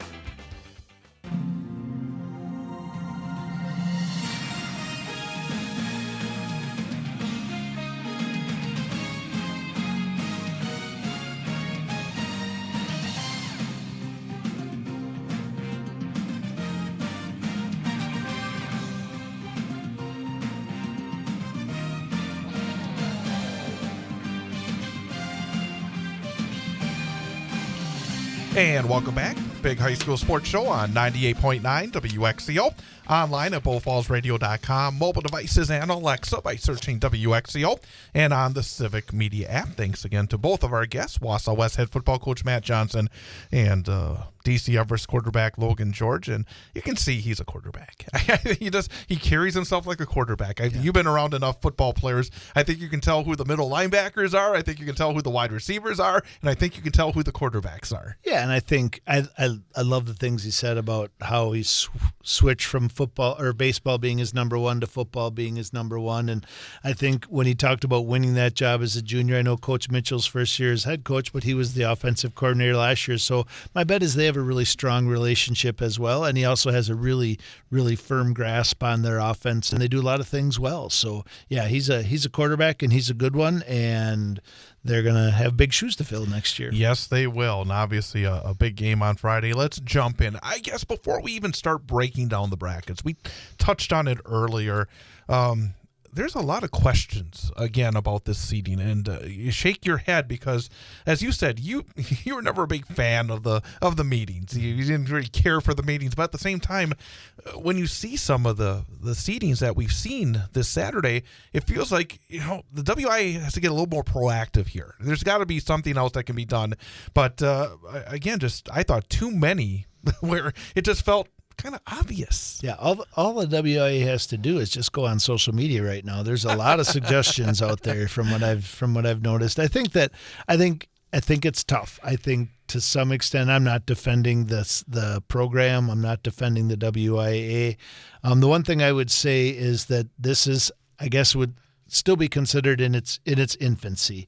And I think this year more so than the first couple years that there are some pretty glaring missteps. And I think one of the issues with it is people don't understand. I mean, I'll be honest and transparent in this. I don't completely understand what the algorithm or formula or whatever it is. I hear bits and pieces, and I'm sure I could find it online somewhere if I look. But just when you think one thing gets more weight than the other, you look in another bracket, and that doesn't seem to be the case. The one thing I will say I'm not a big fan of, the two things, and one was supposed to be addressed this year, was head-to-head was supposed to carry a little more weight than it has in the past, and that does not necessarily seem to be the case. And then number two, what appears to be in there is there seems to be some benefit to certain conferences over others, or maybe recent success over teams that haven't had recent success, and I think that's a tough part of it for me, because those teams who've had that success aren't playing this season, and the teams who are playing have earned what they've earned, whether it's the 8-1 record, whether it's conference championship. And I saw Travis Wilson did put something out ahead of the selection process last Friday that conference championships is not part of the algorithm. So I know that's a lot of people's gripe, and I think that is one thing they could definitely look at moving forward. Is it should mean something. We do this huge process for conference realignment. If those conference wins and conference championships don't mean anything at the end of the day, why are we spending so much time on conferences? That's a very good point. Let's jump in. Let's talk Division I to begin with. Let's look at the part of the bracket that involves our area teams from the Wisconsin Valley Conference. You got the number 1 seed, Waunakee, as you said, great football tradition. Obviously a very good team this season, 8 wins and 1 loss overall. Their only loss came to the number 3 seed in the same bracket. And then the Wausau West Warriors, 5-4 overall. They were 3-3 in the Wisconsin Valley Conference. If you count the crossover win, 4-3. Wausau West on the road at Waunakee on Friday night. I don't think, again, we'll talk about maybe as a whole, but there's a huge gap between top and bottom of this bracket. I would agree. I think how they ended up is interesting, but purely from a Wausau West standpoint, Wausau West got in the playoffs at 4-3 in conference and 5-4 overall. In Division I, you're going to be an 8 seed with that record, and everybody knew it, in particular, including Wausau West. So from a getting hosed, whatever you want to call it standpoint, Wausau West did not get hosed. They are an 8 seed. Waunakee is a 1 seed, and I think that's kind of the beauty of the system is in that regard, you knew what you were going to be. You knew week 1 of the playoffs, you were going to play a really good football team. I wouldn't say Waunakee is a 1 seed, though. I mean, they are a 1 seed, but they lost to Madison Memorial. Yeah. Number 3 seed. and that's one of the things that's one of the things that's out there in right? Waunakee. Right? I keep throwing more on this. Yeah, so it is, and I would bet they're a little bit miffed, obviously, as well. Madison Memorial. So those are the things that really seem to be a big question mark. But in particular with this game, I think they have won 7 state championships in Division II. From year to year, I would say there's definitely years where the D2 state champion could compete with, if not beat, the D1 state champion. And some years you could even say that about D3. At the end of the day, you have to play the game. Waunakee does have a ton of tradition, but they also have a new coach. And that team that was in the state championship game last year is not completely back. So It'll be interesting. Like I said earlier, I'm excited to see the teams from our area playing teams from a different conference as opposed to just playing those Fox Valley teams and Big Rivers teams. This has the potential of being a rather entertaining game offensively because I do think that Wausau West has skilled players at the quarterback position, the wide receiver position, a couple of running backs that have proven to be 100-yard gainers, and then you have Waunakee with their quarterback Vance Johnson. Again, great numbers, 129 completions, 181 attempts, 71.3%, 1,828 yards. 10.1 yards per attempt. That's a big number right there. 19 touchdowns, 4 picks. Got a running back in Sullivan Scadden who's got 895 yards and 15 touchdowns. I think both offenses have shown the ability to do a lot. I think it will come down to the defenses in a lot of ways. Yeah, and Coach Johnson's been talking all week about, and said it again tonight, that the defensive front of Waunakee seems to be the strength of their team, their program, especially on the defensive side of the ball. So a lot of it's going to come down to our offensive line play and given the quarterback enough time to throw the ball and given just enough holes to keep our offense on the field. I think when you look at games like this and you look at lopsided seeding, right? Well, 1 seed versus an 8 seed, so much kind of piggybacking off of what Logan said.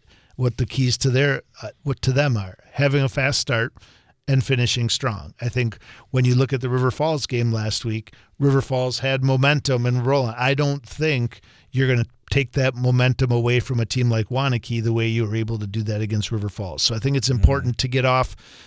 Fast start's not the word, but I think they need to possess the football. I think they need to stay on the field. I think they got to stay away from 3 and outs, and I think being able to run the football is going to be a huge key for West on Friday night. The winner of that game will take on the winner of the game between number 5 Chippewa Falls and number 4 Middleton.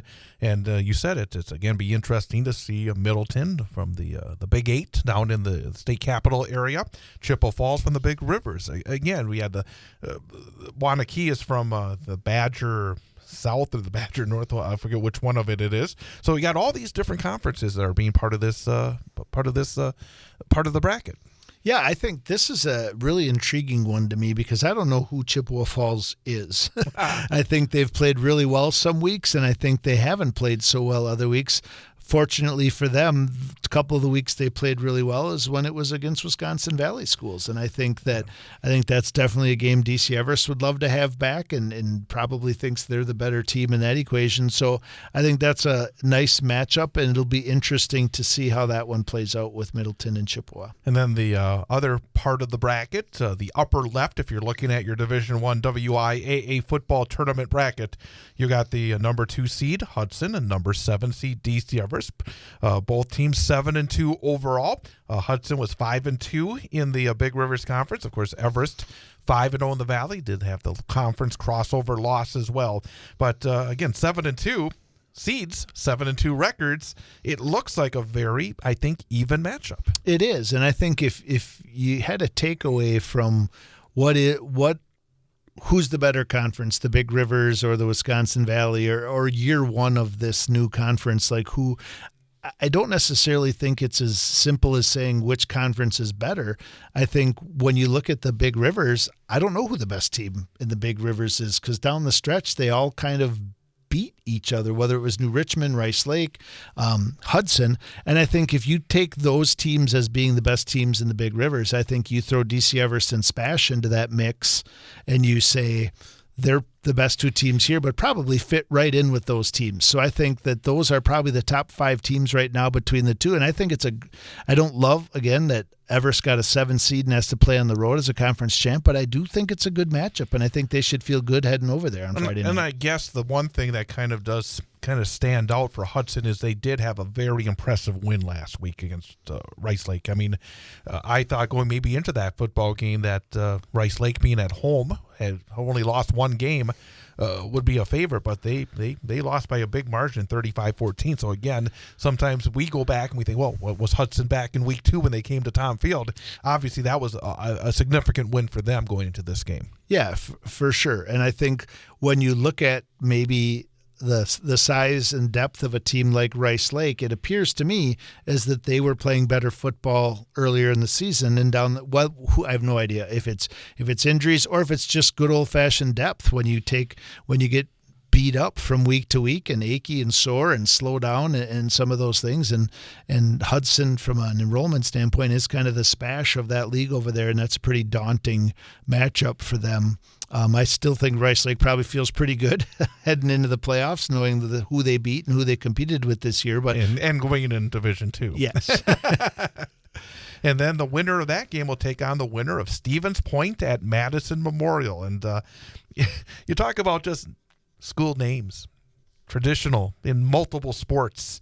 Madison Memorial, so often back in the day, were hockey powerhouses. And obviously they've done well in other sports as well. Stevens Point, I mean, they've done well in multiple sports. Yeah. But you talk about battle of big schools. That's a battle of big schools. It is battle of big schools, battle of traditional schools. I love how those Madison schools are right in town like that and right smack dab in those neighborhoods. I think it's another unique matchup. I think if we're sitting here talking about Spash playing Neenah or Spash playing Kimberly, you probably give the nod to the Fox Valley just because of the history and the tradition and the outcomes of those previous games in those previous years. But I think there's something exciting and new about this matchup, and to see how Spash and Madison Memorial, and again, like I said earlier, I have no idea what the formula is or how it works, but maybe these Wisconsin Valley schools and Big River schools going down and having success against teams from these other conferences helps us in the long run.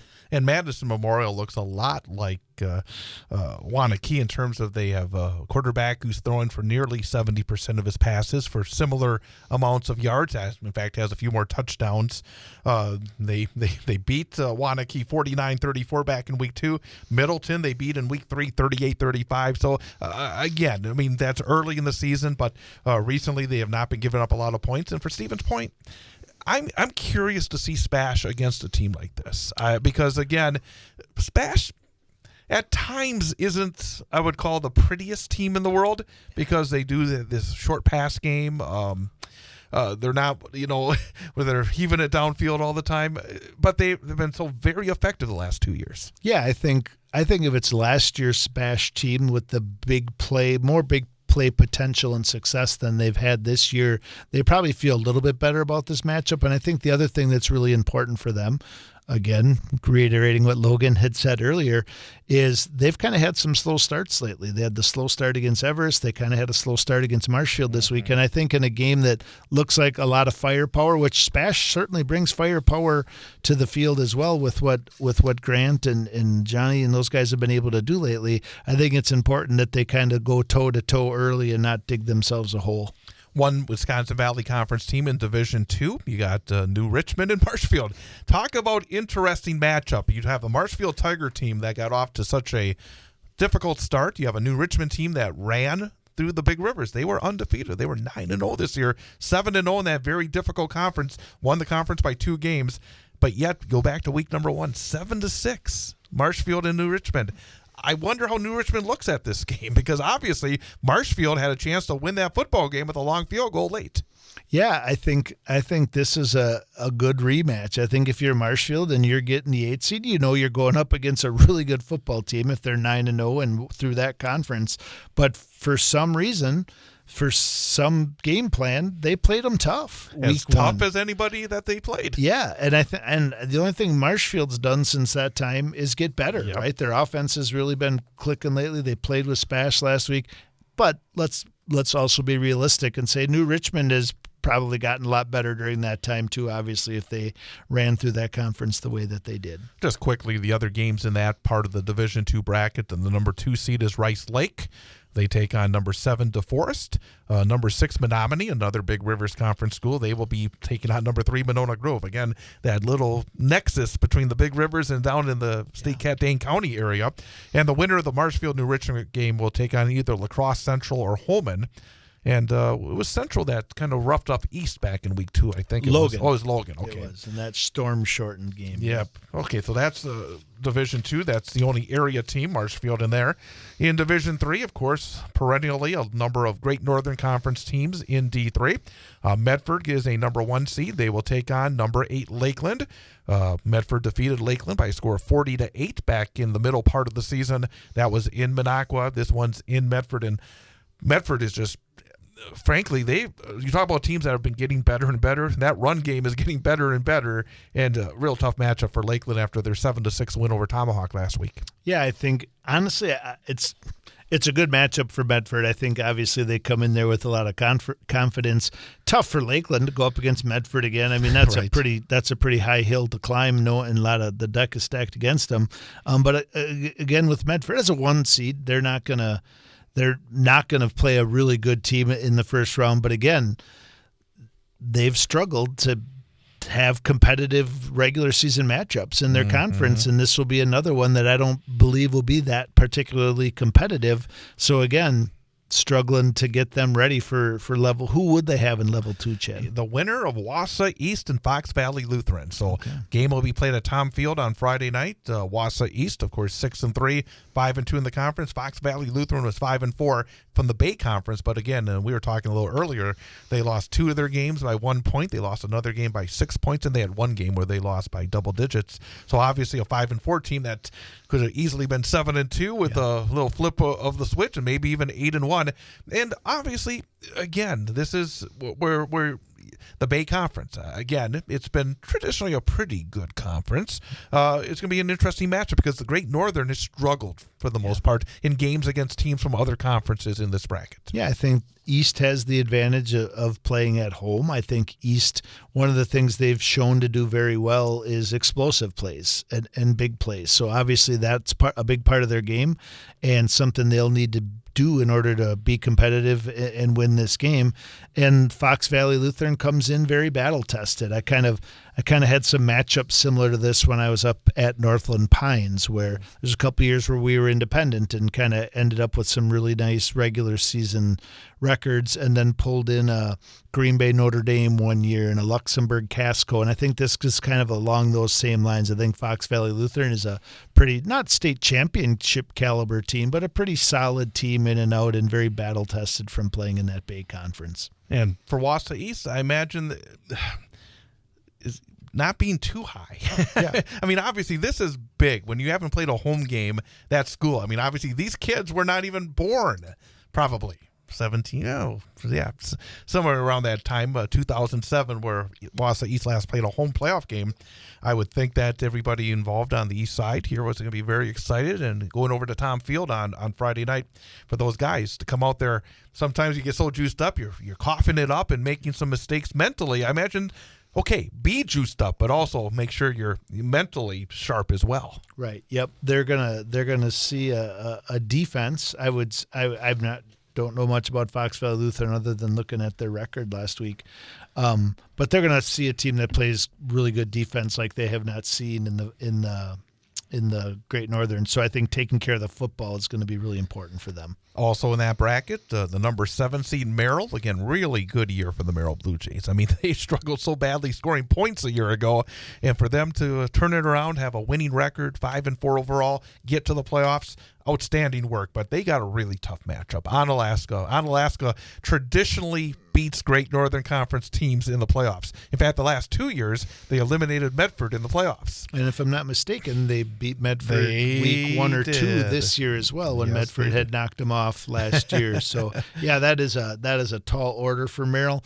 They do seem to have righted their ship a little bit in week 9 against Rhinelander, but this will be a completely different team that they're used to seeing the last 7 weeks. Yeah, that's and I remember in the past Onalaska's played Mosinee. I mean, they're always in this bracket, and they always seem to be doing pretty well against those GNC teams. So and they come out of a really strong conference down there with Holman and the both lacrosse schools and Toma when they're good. So they battle tested as well. Yeah, you said it. They lost to Holman in week 3. They also lost to Logan in a 1-point game in week 5, and they lost their non-conference game against West Salem. So again, no real soft touches there in terms of their losses. The winner of that game will take on the winner of Lacrosse Logan and Wapaka. So again, I think that you look at the top of the bracket, Medford's in a good position. I think that if they were the 2, it would be much more difficult. With Logan there as a 3. I think that Medford has a pretty good chance of getting to level 3 this year. And it would be good. That'd be a nice next logical step for their program. Division 4, you have Mosinee. They were one of the right on the line there between 3 and 4, and they're in Division 4. Will be interesting to see how that works out for Mosinee. They are a number 3 seed in their bracket. They'll take on number 6 seeded Ellsworth in Mosinee on Friday night. For Mosinee, how to put this? It's been, I think, not the normal Mosinee year. I think this is a team that did lose incredible talent. And the fact that they are back at a number 3 seed, that they did win 6 games this season, is a great job by Coach Stoffel and his staff there at Mosinee. But boy, they've been riding Treve Stoffel a lot. And I think that it's going to be interesting to see how far they can go unless they can get a little bit more outside of Treve, both offensively and defensively. Right. When you talk about losing, we've talked about this throughout the year, but I mean, we talk about losing a kid like Keegan Jersley, but they lost other guys too, and they really lost it kind of in all 3 phases, right? I mean, he was such a good return specialist, and they were always they had a lot of different ways of scoring points. And this year they're obviously working a lot harder to get in the end zone. They've obviously been beat up during the year from an injury standpoint and losing guys. So if they get healthy, they definitely have a really good leader at the quarterback position who does a lot of things really well on both sides of the ball. So Ellsworth, traditionally a strong program. Middle Border Conference, 6-3 this year, 5-2 in their conference. Baldwin Woodville first place, Prescott in second. I mean, it's going to be, I think, again, this is the kind of game that I think is a very good matchup. Yeah, I think it definitely will. It'll definitely be a good measuring stick for Mosinee to see where they ended the season. Obviously, Medford, they know that this was not their year. In regards to being able to compete with them. So stepping outside of the GNC, where do they stack up? Should Mosinee win this game, they would in all likelihood have another Middle Border Conference foe in week 2, because the winner of this game will take on the winner of Baldwin Woodville, who is the champions of the Middle Border. They take on number 7 seeded Oconto Falls. Top half of the bracket, the number 1 seed, it seems like a school that's always up there, is Freedom, the Freedom Irish. Do they still have the Crewalt coach, I wonder? I do not know. That's because I remember the former NFL player Clint Crewalt was the coach there. Yep. for a time. May still be there. I should have looked that up. But Freedom takes on St. Croix Central on Friday. Winner of that one will take on the winner of Seymour and Prescott in Level 2. Division 5, and some really interesting stuff here in D5, because you have the Stratford Tigers, who have won the last 2 Division 6 state championships. They have been given the award. Hey, the thing is, if you get moved up, that's normally a pretty good thing in terms of you had good results. So yeah, there's people who aren't very happy about the competitive balance moving, but there's also a lot of people who would love to have the success that they've had to be forced to move up. It's a problem that you like to have, exactly. I guess is the bottom line. And the problem that Stratford has is being a number 1 seed in Division 5 and being one of the pre-tournament favorites in Division 5 in their first game against Horicon Hustisford. I'm glad I'm not doing that game. Stratford, and then also part of that bracket is another CWC large school, Amherst, who gave Stratford a pretty good battle 2 weeks ago. Amherst is home despite losing those final 2 games. They take on Oostburg. So the potential is there for a rematch in Level 2, but Stratford just looks so tough. I mean, I would be surprised. Again, I don't know a lot about Horicon Hustiford, but at the same time, it really doesn't matter because of how good Stratford has been playing, especially the fact that something we've talked about the last 2 years, in fact. We have seen that development of a multifaceted offense has made them, I think, taken them to another level, hasn't it? Yeah, I think so. I think that obviously we talk about Logan George's progression. I think Tubbs is kind of in the same situation. I mean, he has, not only is he a multi-year starter, but he's a multi-year state champion. He's been part of that program in their back-to-back championships. And at the end of the day, whether you're Division 5 or Division 6, they know how to prepare week in and out. They know that there's not going to be any easy games moving forward. And I think that's a distinct advantage if you have that sort of success in your pedigree. Just a little bit about Horicon Hustisford. They come in with an overall record of 4 wins and 5 losses. They are from the Capital Conference. They were 4th in that league at 3-3. Other teams in that conference, Columbus, Lake Mills, and Lodi, finished above them. Clintonville in that conference finished below them. And again, 4-5 team going up against the Stratford Tigers. Enjoy the trip. Yes. Enjoy the playoffs. And then probably get ready for the offseason. And Amherst. And again, for Amherst, they lost to 2 really good football teams. And in fact, I think in a lot of ways they played better against Stratford than maybe they did against Waunakee Fremont. And right. they had a game against Spencer Columbus that was scoreless at halftime. So maybe, in fact, they played a little bit better football than they were when they were struggling against a couple of teams that you would think they would have beat by bigger margins. Right. And ironically, I would have to think that Stratford wouldn't love that rematch. I mean, they beat them soundly, and Amherst took 3rd, Stratford took 1st. But at the end of the day, there's been some epic battles between the two of them, and there's probably a little extra mental element to that game than there would against some other opponents for Stratford. And Oostburg is from the Big East Conference. They are 5-4 on the season. They were 4-3 in the Big East, finishing in 3rd place in that conference. Again, that's one thing about when you get to the playoffs. There's these teams that you can sit here and try to sound like you know what you're talking about. I have no idea about this version of Oostburg. But that's in the lower right-hand corner of Division 5. But there's just another group of CWC schools in the upper left-hand corner of the bracket.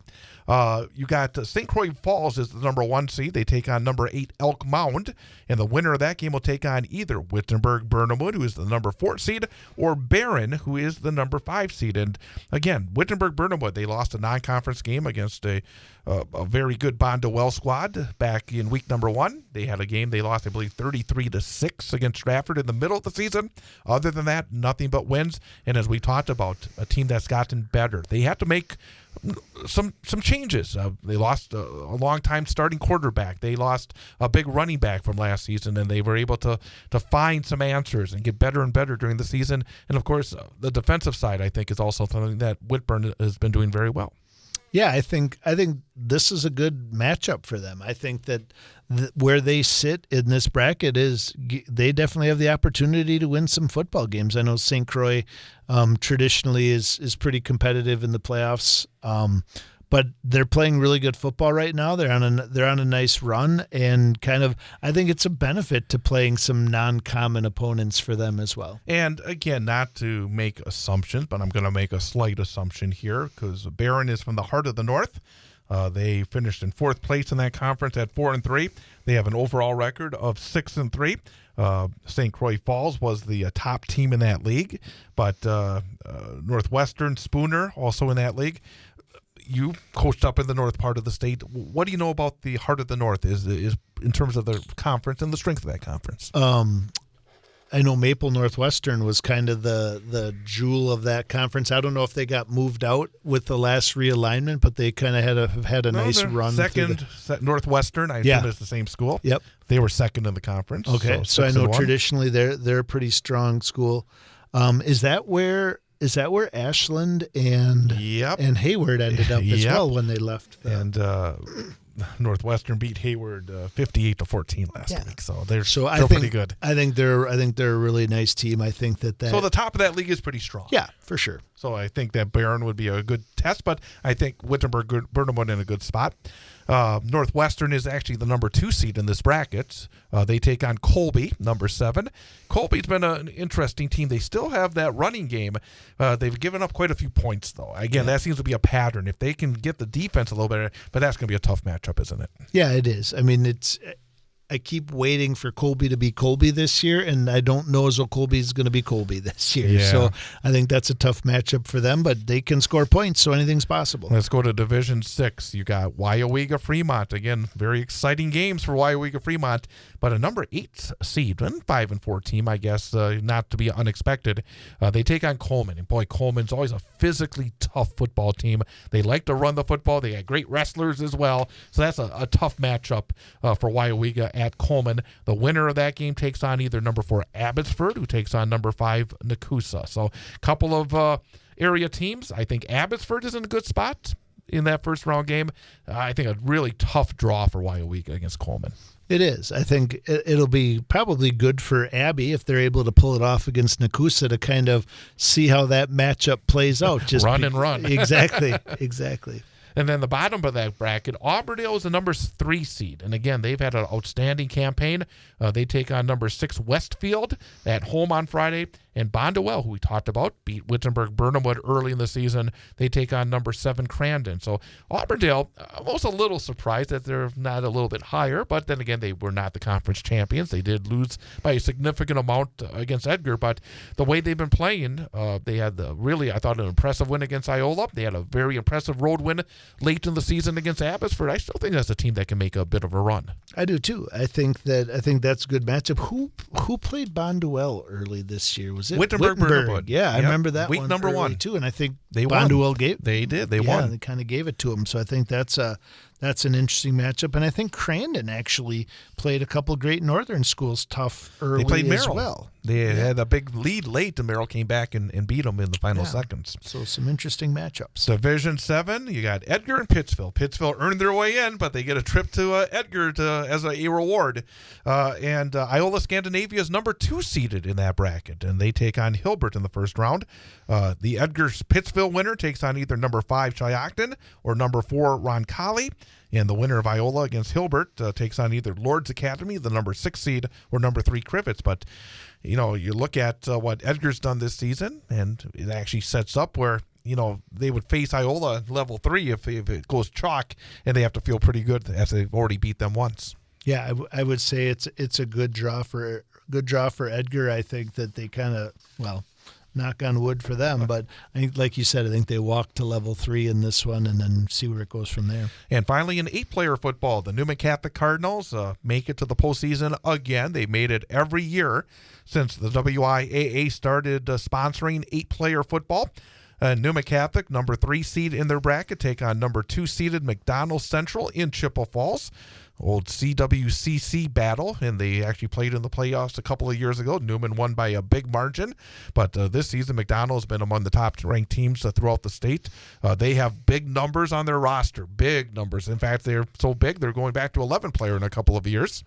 And Newman has struggled with injuries, and they've only had 16, 17 players on the field available.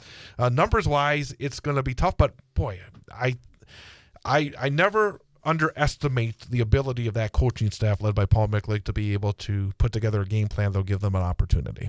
Yeah, I think that is a key. And talking to different coaches over the course of the last couple of years in regards to 8-man and in talking with Coach Micklig and hearing things about Coach Micklig, I think ultimately that is kind of what separates teams in Great Northern or in 8.